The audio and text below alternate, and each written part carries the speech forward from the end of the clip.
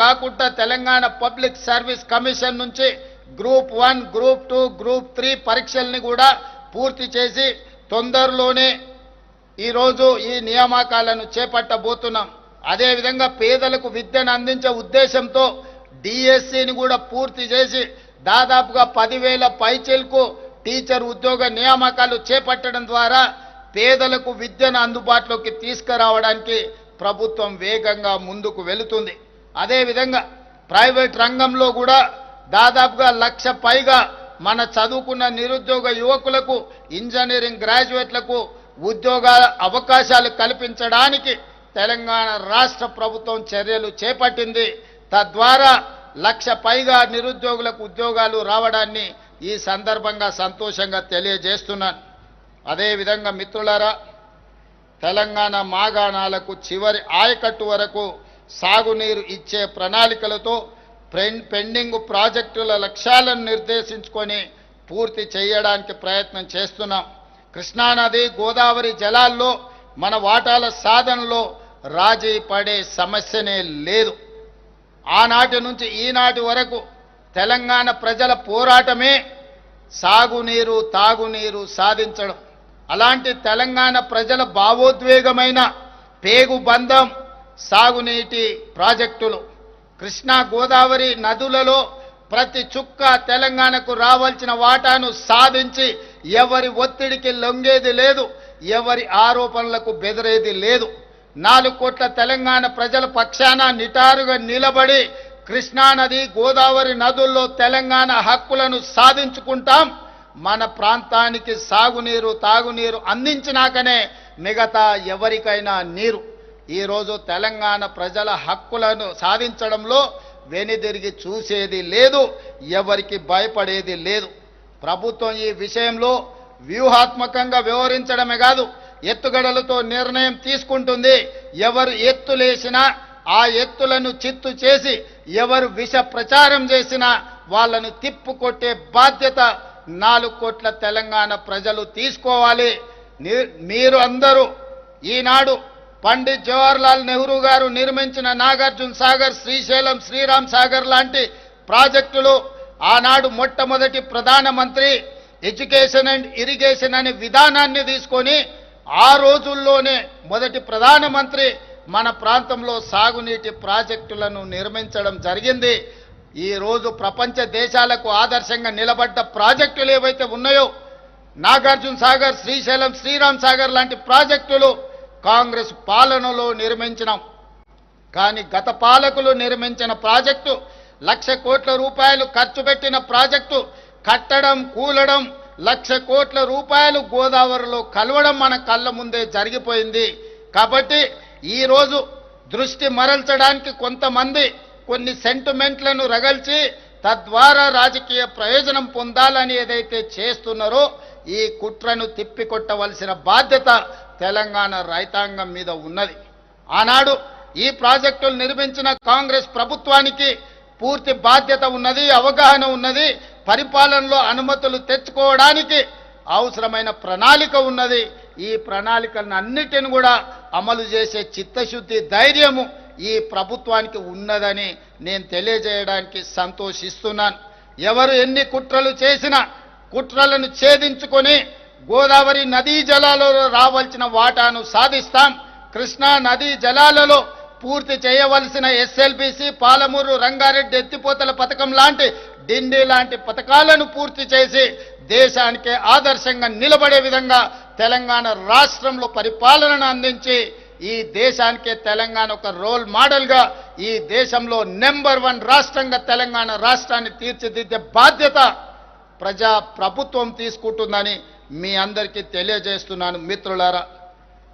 అదేవిధంగా మన బలం హైదరాబాద్, మన బ్రాండ్ హైదరాబాద్ నగరం.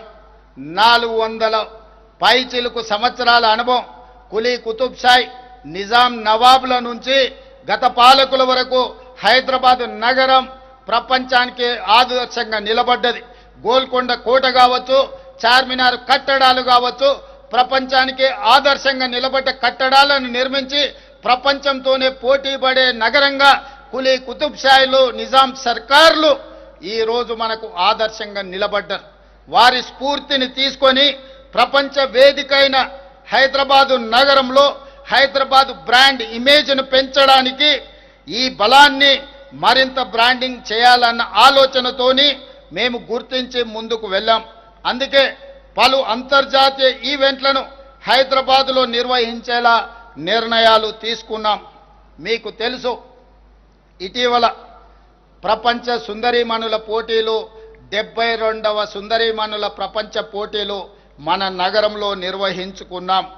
ఇందులో 109 దేశాల నుంచి సుందరీమణులు పోటీలో పాల్గొనడమే కాదు, ప్రపంచంలో ఉండే పెట్టుబడిదారులందరూ కూడా ఈ కార్యక్రమంలో పాల్గొని తెలంగాణ ప్రజలు హైదరాబాదు నగరం అందించిన వచ్చిన అతిథులకు వారికి మనము చూపించిన వారసత్వ సంపద, అది పాలమూరు జిల్లాలో ఉన్న పిల్లల మర్రి కావచ్చు, వరంగల్లో ఉన్న 1000 స్తంభాల గుడి కావచ్చు, రామప్ప దేవాలయం కావచ్చు, గోల్కొండ కట్టడాలు కావచ్చు, అదేవిధంగా చార్మినారు దగ్గర ఉన్న చుడి బజారు కావచ్చు, ఫలక్నామా ప్యాలెస్ కావచ్చు, ఇలాంటి గొప్ప వారసత్వ సంపదలను ప్రపంచ పర్యాటకులను ఆకర్షించడానికి మన గొప్ప చారిత్రాత్మకమైన కట్టడాలను చూపించి వారు వాటిని చూసి ఆశ్చర్యచకితులు అయినరు.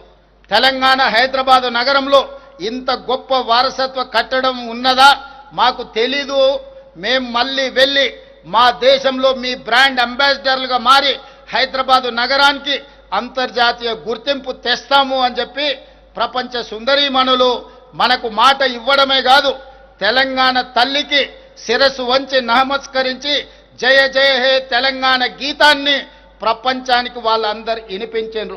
తెలంగాణ సంస్కృతిని, సాంప్రదాయాన్ని, తెలంగాణ పోరాట స్ఫూర్తిని, ఉద్యమకారుల యొక్క త్యాగాలను, అమరవీరుల యొక్క త్యాగాలను ప్రపంచానికి ఈ సందర్భంగా తెలియజేయడానికి అవకాశం కలిగింది.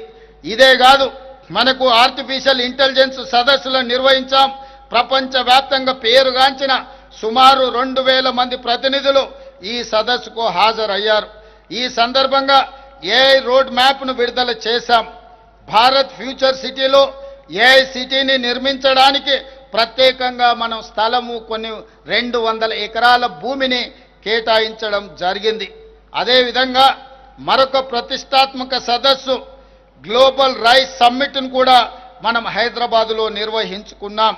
తెలంగాణ బియ్యాన్ని ఇతర దేశాలకు ఎగుమతి చేయడానికి ఈరోజు ఇది దోహదం చేసింది.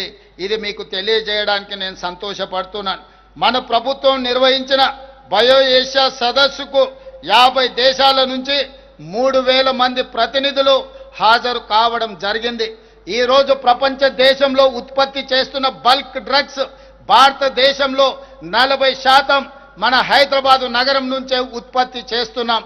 మన కోవిడ్ మహమ్మారి వచ్చినప్పుడు ప్రతి 3 వ్యాక్సిన్లో 1 వ్యాక్సిన్ మన నగరం నుంచి ఉత్పత్తి చేసి ఈరోజు ప్రపంచానికి ఫార్మా హబ్గా హైదరాబాదు నగరాన్ని తీర్చిదిద్దడమే కాకుండా ప్రపంచం కోవిడ్ మహమ్మారి బారిన పడుతున్నప్పుడు ప్రపంచాన్ని ఆదుకోవడానికి మన నగరంలో ఉన్న ఫార్మా కంపెనీలు ఈరోజు దేశానికి ఆదర్శంగా నిలబడ్డాయి. దీనికి పునాదులు వేసింది ఆనాటి కాంగ్రెస్ ప్రభుత్వం.